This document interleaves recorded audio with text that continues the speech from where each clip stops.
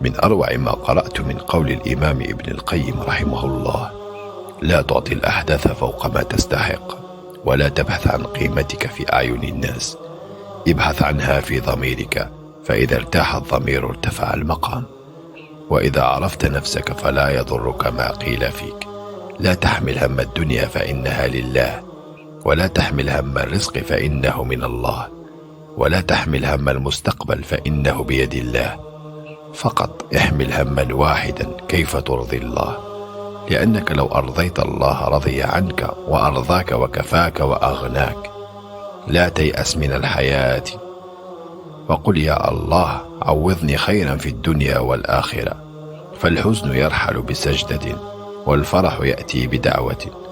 لن ينسى الله خيرا قدمته، وهما فرجته، وعينا كادت أن تبكي فأسعدتها. عش حياتك على مبدأ: كن محسنا حتى وإن لم تلق إحسانا، ليس لأجلهم بل لأن الله يحب المحسن.